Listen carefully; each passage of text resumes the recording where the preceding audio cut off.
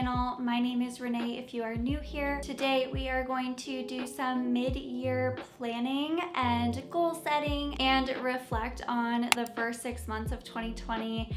As well as at the end of this video, we are going to update our vision boards. When I started seeing these mid-year planning and review videos on YouTube, I absolutely could not believe that we were already 6 months into 2020 and so much has happened. It honestly still feels like a dream to me. It doesn't feel like any of this is real right now. But you know, since we've all hit rock bottom, there's nowhere else to go but up. Hopefully. What's next? Killer hedgehogs. Since we've all been basically hit over and over again with these challenges, I'm sure that I'm not the only one that has drifted a little bit from the goals that I set for myself at the beginning of the year. Now, I really truly believe in revisiting your goals more often than just one time a year or twice a year. I actually like to set my to-do list based around my goals and create small actionable items that allow me to build up and put me on the path of success at the goal that I have in hand, the bigger picture. Everything has just kind of been flying off the shelves, all heck broke loose, and we are just all kind of dealing with a lot of anxiety, a lot of stress, a lot of sadness, depression, instability, and uncertainty of the future ahead of us. And that is totally fine. I feel you, sis, and we are all going to get through this. It will be difficult, but I know we will. So just for today, for this video, it will be interactive if you would like it to,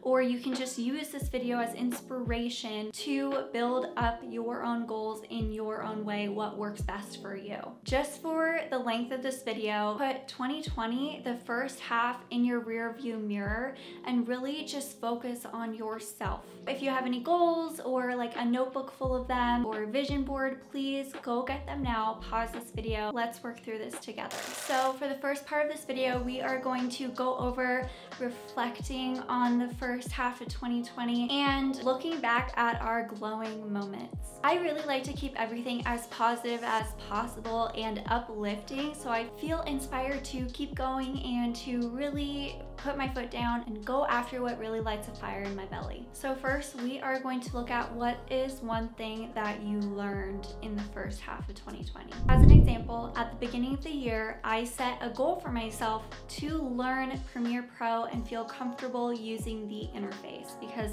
I hadn't actually started my YouTube channel yet, but I wanted to learn how to use the editing software so I feel more comfortable and less stressed going into this really big step forward. I've watched countless videos on editing and tips and tricks, and I finally feel like I'm in a place where, yes, I am still learning as I edit every single video, but I feel a lot more comfortable using the interface. Next question is, what is something that you overcame in 2020? I bet many of us can write a list of 100 items here and feel welcome to do so. I'm going to give you one example. One thing that was really troubling me for so many years that I really worked on and focused on in the first half of 2020 was my anxiety. I feel like I finally have conquered majority of my crippling anxiety that stopped me from living life and made me feel very depressed and like I was in shackles. And my anxiety stopped me from chasing my aspirations. For instance, I was so scared out of my mind to start my YouTube channel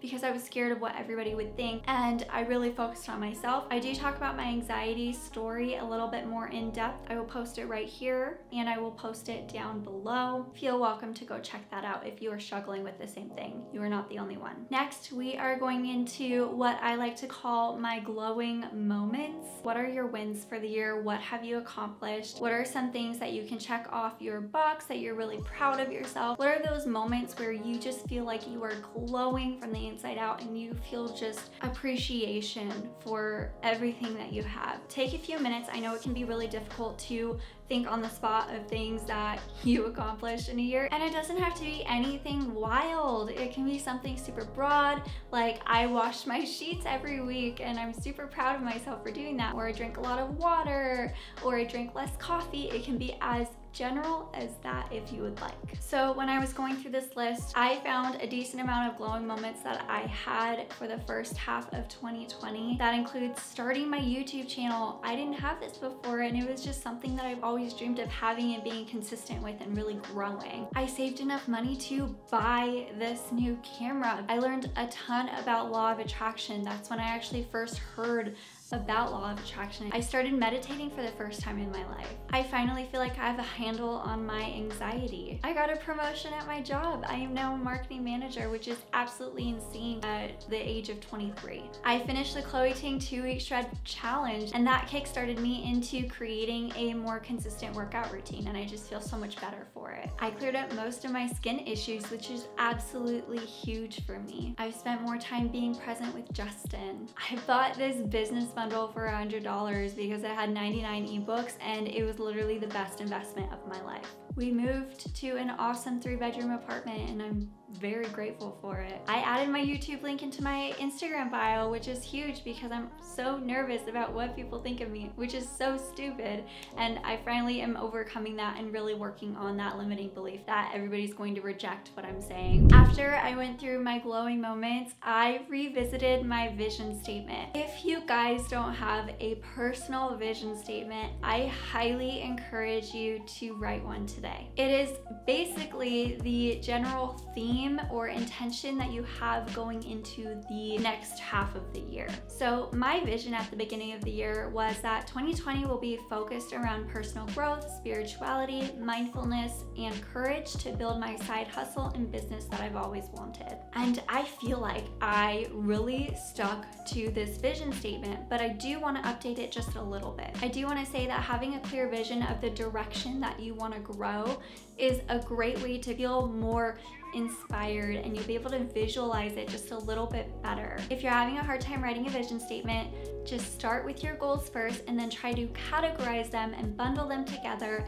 to where you can form a statement. And it could look like, my vision for 2020 is to feel more confident in my body, to spend more time with loved ones, and be more present in life. Your vision statement should set the overall tone for the rest of the year. So I'm updating mine to, I am worthy of building a successful business around my YouTube channel, having a toned, healthy body, coming home to myself, and living my life for myself and not everyone else. I decided to put an I am statement here because they are so powerful, and they allow you to put yourself in the position of already having that thing and putting you in that kind of like vibrational set point with that feeling in mind. Okay, so next we are going to go into some goal setting, your guys' favorite thing to do, right? Well, I know it's my favorite thing to do. I like to like revisit my goals all the time. I want to be flexible in changing my goals because yes, you know, sticking to them at the beginning of the year is great, but we're always evolving. So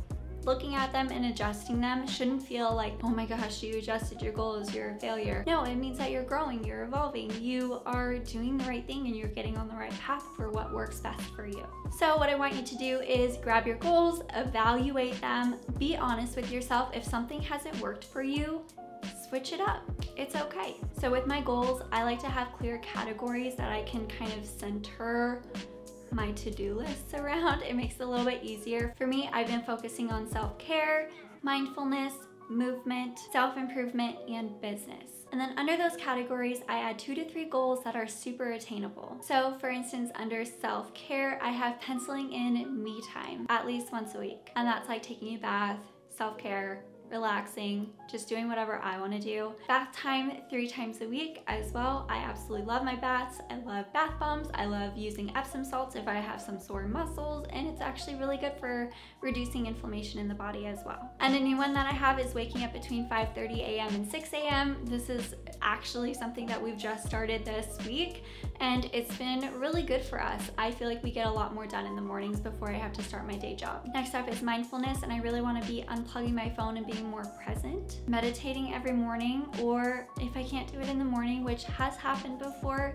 I at least get it in at some point in the day, maybe right before bed. And then of course, morning pages and gratitude. So I used to do gratitude journaling pretty often, but I found that just writing 3 things I'm grateful for wasn't really enough for me. I learned that I like to do morning pages where you just kind of free thought, free write everything that's on your mind in the morning.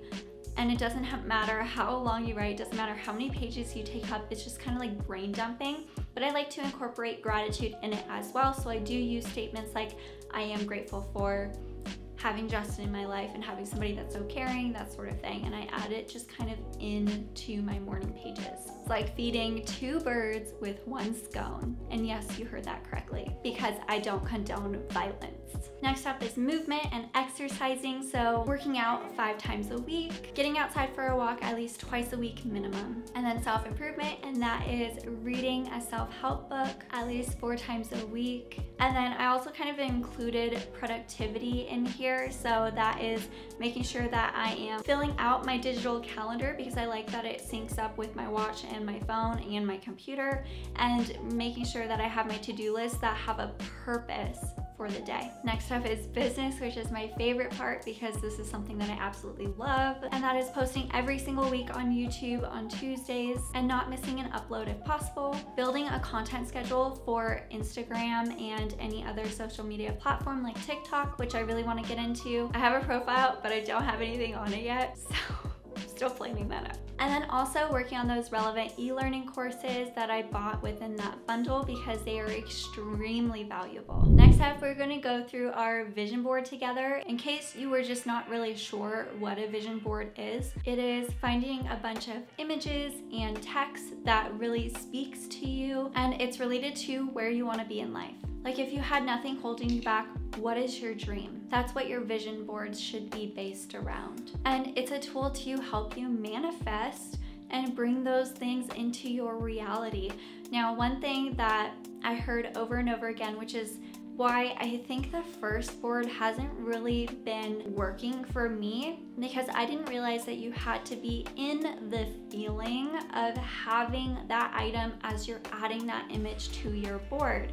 Now, I like to make mine on Canva. I find it's very easy, and then I can add it to my laptop screen, and I can add it to my phone screen, and I could also print it out if I wanted to and frame it. But yeah, so I kind of messed up the first time that I made this vision board, and that was at the beginning of 2020, which is totally fine. I hear a lot of people do it, so I'm not the only one. But basically, if you're placing these images and items or whatever speaks to you on your vision board, but you're in a place of yearning and wanting that thing, then you are setting your vibrational set point to a place of where you're lacking and where it's not coming in, so you will then manifest more lack. So when creating your vision board, try to think of things that you're grateful for that are related to that item. So for instance, if you're placing a woman with a flat tummy and that's because you want to lose some weight and feel more confident in your body, try to get yourself to feeling like, I've started working out, I know it's coming to me, I already feel better in my body, I already feel more confident, and try to hold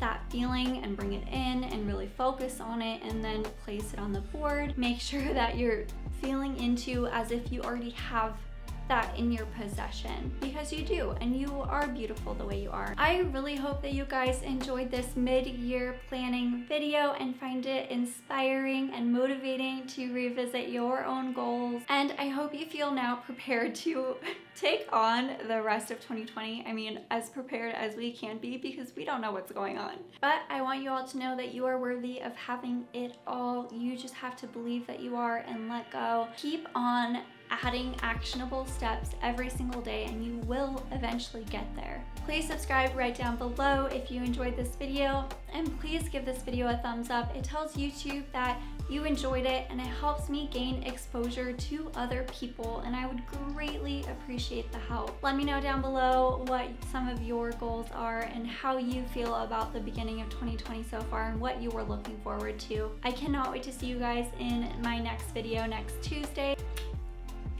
Bye.